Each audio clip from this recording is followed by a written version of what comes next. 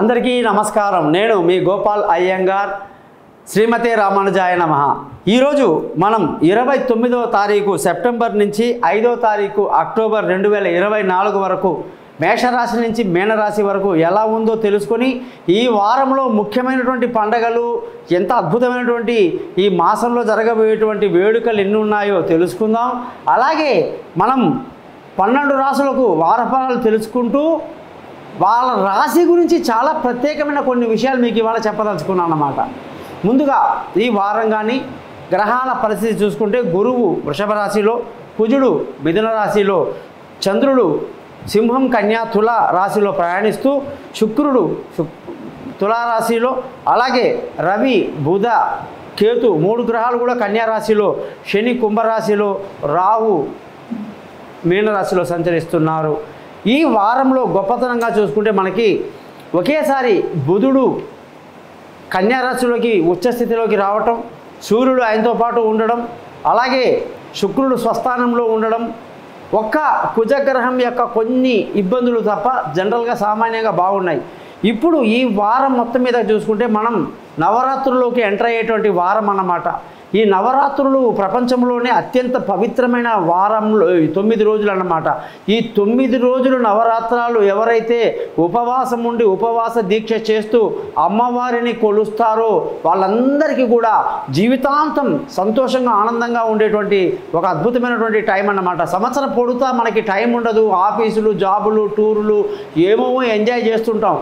కానీ ఈ నవరాత్రులు మాత్రం ఎప్పుడైతే ఆశ్వయుజ మాసంలో శుక్లపక్షంలో వచ్చేటువంటి ఈ నవరాత్రులు ఎవరైతే నిష్ఠగా ఉండి ప్రతిరోజు అమ్మవారి యొక్క రూపాన్ని దర్శిస్తూ ఏ రోజుకు ఆ రోజు మారే అమ్మవారి యొక్క అలంకారం అంతా చూస్తూ వాటికి తగినటువంటి అమ్మవారికి నైవేద్యాలు పెడుతూ ఎవరైతే కుటుంబంలో సంతోషంగా ఆనందంగా ఈ వ్రతం చేస్తారో, ఉపవాసం చేస్తారో వాళ్ళకి నవ నాయకులు అంటే 9 మంది అమ్మవారి యొక్క ఆశీస్సులు ఆ కుటుంబంలో ఉంటాయని తెలుసుకోవాలి.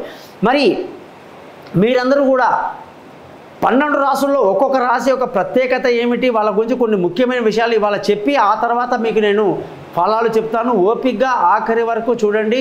ఈ ఛానల్ని మీరు సబ్స్క్రైబ్ చేయండి. మీ జాతకాలు తెలుసుకోవడానికి నన్ను కాంటాక్ట్ చేయండి. పైన 3 నెంబర్లు వాట్సాప్ నెంబర్ ఇచ్చాను. అలాగే thesimpleastrologer.com అనే ఈ ఛానల్ అంటే సింపుల్గా ఎటువంటి ఇబ్బంది లేకుండా మీకు పరిహారాలు చెప్తాను అని దాని అర్థం. తప్పకుండా కాంటాక్ట్ చేయండి. మీ గోపాల్ అయ్యంగార్.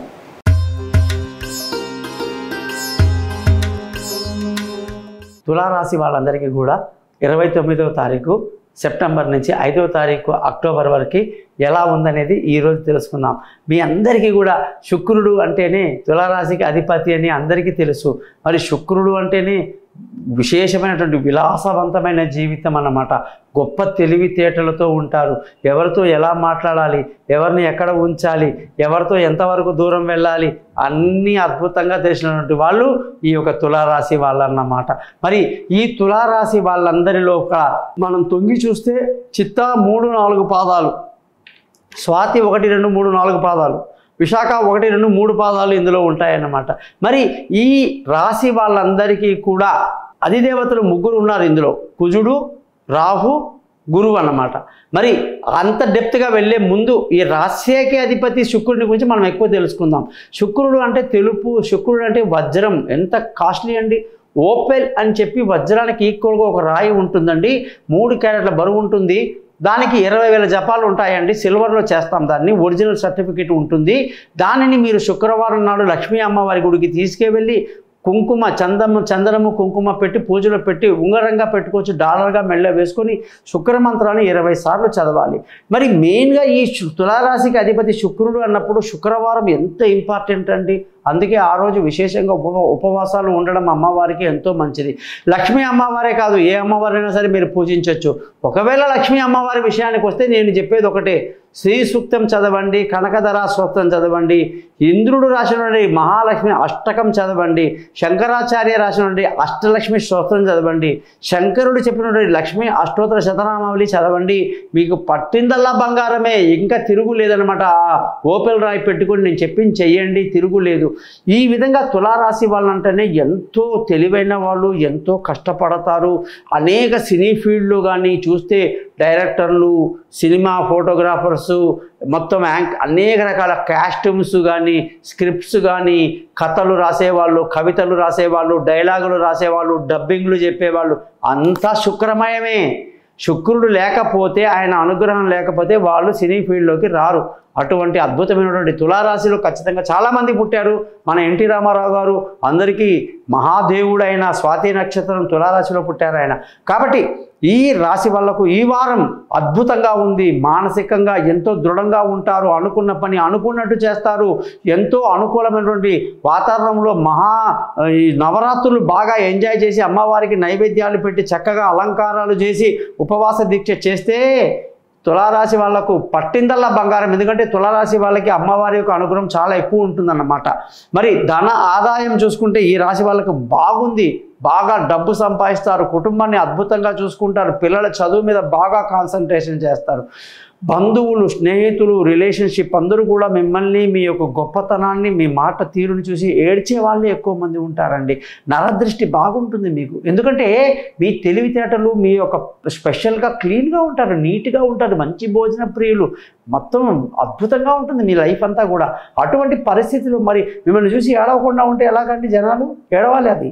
కాబట్టి అది ఉంటుంది. బంధువులతో మీకు ఎటువంటి రిలేషన్షిప్ కానీ, బంధువుల స్నేహితులతో కానీ ఏమి ఉపయోగాలు ఉండవు. మానసిక దృఢత్వాన్ని బాగా కలిగి ఉండాలి. విలువైన వస్తువులు, భూములు, వాహనాలు, ఇల్లు అన్నీ కొనడానికి ఎంతో అనుకూలమైనటువంటి మీకు అద్భుతంగా కలిసి వస్తుందన్నమాట. ముఖ్యంగా మీ అమ్మగారి అనుగ్రహాలు బాగుంటాయి. పిల్లల చదువులు ఎంత అద్భుతంగా ఉంది. వాళ్ళు అనుకున్నది అనుకున్నట్టుగా విదేశాలకు వెళ్ళటాలు, చదువుకోవటాలు, వాళ్ళకు నచ్చిన సబ్జెక్ట్లో సీట్ రావటం కానీ, దూర ప్రయాణాలు అనుకూలంగా ఉండడం కానీ, ఎన్నిటికీ కూడా తెలివైనటువంటి మీరు తీసుకునే నిర్ణయాలు అద్భుతంగా ఉంటాయి. ఆరోగ్యపరంగా జాగ్రత్తగా ఉండాలి. నరదృష్టి ఎక్కువ, శత్రువుల పీడ ఎక్కువ, వెనకాల నుంచి పొడిచే వాళ్ళు ఉంటారు.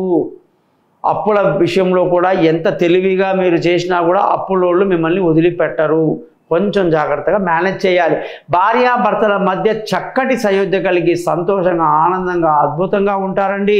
ఇద్దరి మధ్య చక్కటి అండర్స్టాండింగ్ ఉంటుంది. వారమంతా ఎంజాయ్ చేస్తారు. పెళ్ళి కాని వాళ్లకు పెళ్ళి కుదురుతుంది.